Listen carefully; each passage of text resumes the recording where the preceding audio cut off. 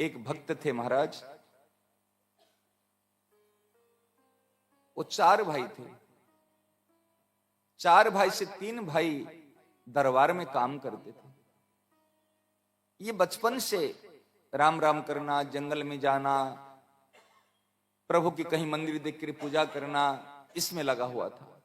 तीनों भाई ने कहा, अरे भैया तुम इसमें लगा हुआ है, कम से कम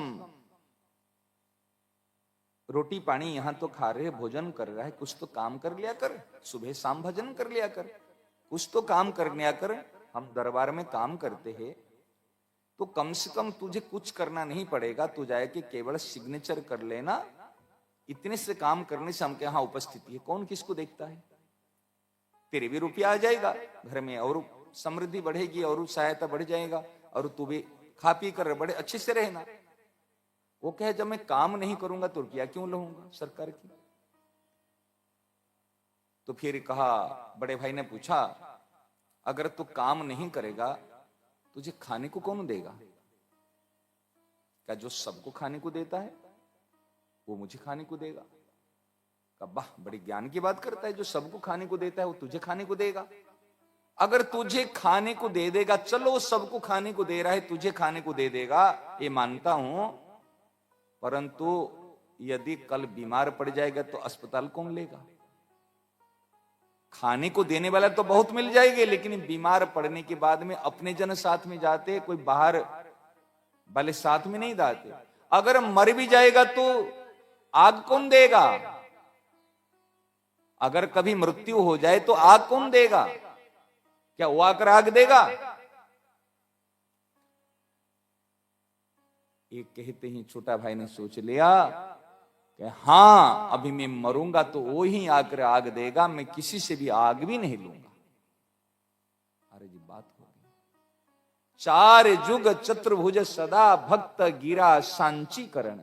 भक्त के मुख से कोई बात निकल जाती है तो भगवान उसी बात को सत्य कर लेते हैं, क्योंकि जानते हैं मेरी बात झूठ हो जाए लेकिन मेरी भक्त की बात कभी झूठ ना हो जाए। भक्त गिरा सांचीकरण सत्यम विधातुम निजभृत्य भाषितम। भगवान ने नरसिंह का अवतार क्यों लिए?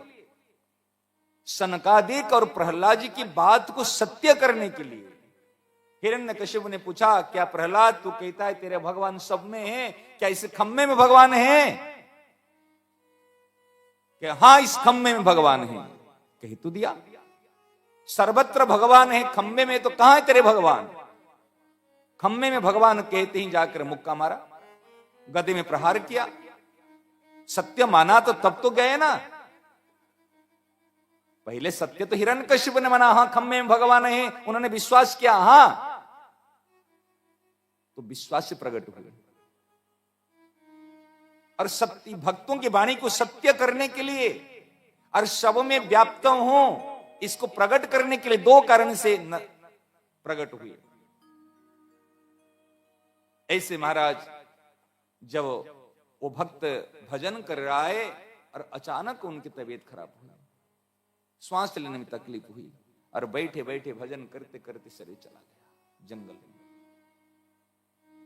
जब पता चल गया और उन्होंने, भक्त ने संकल्प किया था, प्रोमिस किया था कि मेरे अंतिम संस्कार तो स्वयं भगवान आकर के करेंगे, और मेरे उस समय में आग भी देने का काम तो भगवान करेंगे। उन्होंने कह दिया था, कोई इससे संकल्प नहीं लिया था, भाई को इससे कह दिया था। आग कौन देगा? क्या वो आग देंगे? कहा वो ही आग देंगे। शरीर जाने के बाद राघवेंद्र सरकार को पता चला तो राघवेंद्र सरकार तैयार हुए आने के लिए, आग देने के लिए। पिता दशरथ जी को तो आग नहीं दिए, लेकिन इसके लिए आज जटायु जी को आग दिए थे, अंतिम संस्कार कराए थे, और भक्तों की वचन को सत्य करने के लिए आने लगे। जब यहां आने लगे, हनुमान जी कह रहे, प्रभु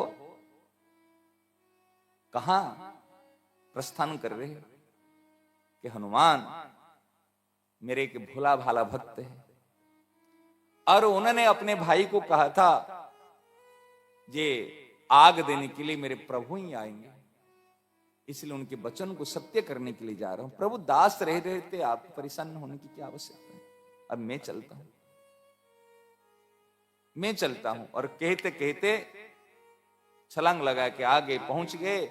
आकर के सूखी सूखी लकड़ी, सूखी लकड़ी की, जहां पर हनुमान जी आ रहे वहां सूखी लकड़ी की क्या है, चंदन की लकड़ी ले आए। चंदन की लकड़ी लाके एकत्र किए, बढ़िया सुंदर और बढ़िया से सुगंधित द्रव्य डाल के, घी डाल के बढ़िया चिता को तैयार कर लिए, लाके भक्तों को वहीं पर विराजमान कर दिया। और हनुमान स्वयं अग्नि प्रज्वलित करने से पहले श्री राघवेंद्र सरकार आकर पहुंचे कि बेटा ये कार्य मेरा है। उन्होंने कहा था, इसलिए उनकी आज्ञा का पालन करने के लिए, वचन को सत्य करने के लिए अभी अंत्येष्टि क्रिया अग्नि संस्कार कराए। जब अग्नि संस्कार कराए, महाराज सब देखते रहे। पूरे जंगल में सुगंधि फैल गई। जहां पर भगवान के करकमल का स्पर्श, जहां पर भक्तराज हनुमान पास में है, और चंदन की लकड़ी में भक्तों के नाम लेते हुए जो शरीर गया, उस समय में जो ऐसी स्थिति है, आज पूरे जंगल में सुगंध। धीरे धीरे बात फैल गई और जाकर के बड़े भाई तक बात पहुंची। सब लोगों ने आकर देखे, अरे शरीर तो नहीं रहा और सुगंधी फैल रही। अरे उन्होंने कहा था, मैंने उनको ऐसे गुस्से में आकर के नाराज होकर कहा था, ये तेरे अंत्येष्टि क्रिया कौन करेगा, आग कौन देगा। और उन्होंने उस समय कहता, आग मेरे भगवान देगी। ये विश्वास, विश्वास में भगवान है। विश्वास एक ईश्वर के ऊपर करना है, संसार के ऊपर कभी विश्वास नहीं करना। भगवान के नाते विश्वास करना है और सेवा करने के लिए विश्वास करना है।